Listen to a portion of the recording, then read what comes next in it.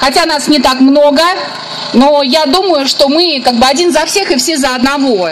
Есть люди, которые наблюдают за нами закон, и на самом деле многие бы пришли, да, но потому что еще там и опасаются всяких санкций, вот, и немножко не понимают, что наш митинг совершенно законный, совершенно санкционированный. Вот. Мы все знаем, зачем мы сегодня здесь собрались, да, мы протестуем против строительства, по нашему мнению, совершенно незаконному. Вот на этом месте, вот, где сейчас стоят полицейские и вот этот вот ряд машин, будет стоять 26-этажный дом. На самом деле этот дом не был санкционирован даже в генплане города Москвы. А вот машина сейчас тут не должна ехать. У нас же санкционированный митинг. Почему она едет? Спасибо. Вот, да, то есть, как бы, вот власть. Ну почему же она едет-то? Сбиваете, да, в смысле?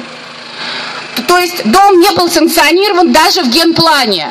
Когда наш микрорайон застраивался, этот дом должен был где-то стоять от 17 этажей на понижении этажности по периметру дороги.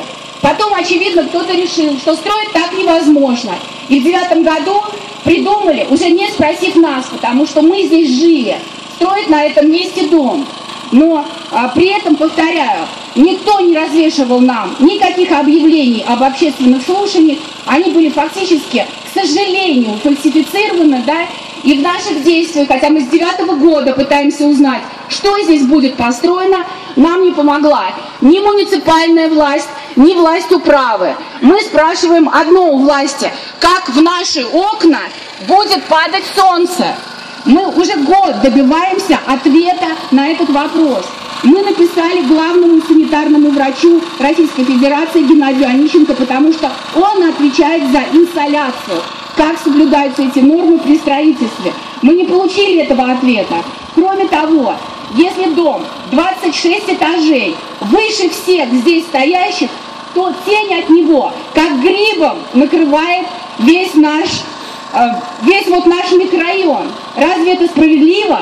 Поэтому мы просим у управы, у префектуры Восточного округа, а главное, у мэра Москвы Собянина, ответьте нам, как будет падать солнце в наши квартиры.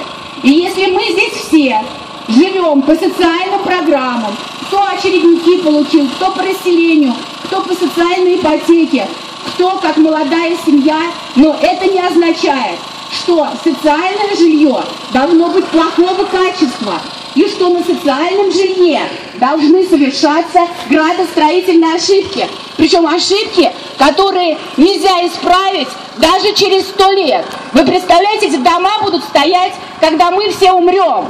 И вот эта крыша, вот этот гриб будет накрывать от солнца весь этот микрорайон. Вы видите, как сейчас как раз падает солнце и как падает тень. Вы представьте, если здесь будет стоять дом, это солнце попадет в наши окна. Вот, я думаю, что нет, и всем совершенно очевидно. Кроме того, у нас есть неразвитая инфраструктура, нет поликлиники, да, нет детской поликлиники. И нам власть сегодня говорит, что она совместит там поликлинику и взрослую, и детскую в одном месте. Ну разве можно детскую и взрослую поликлинику совместить в одном месте? У нас нет физкультурно-оздоровительного комплекса, который мы просим, чтобы построили, да, на этом месте. Да? Нам снова ничего не отвечают. То есть просто ничего не отвечают и не хотят с нами разговаривать. Да?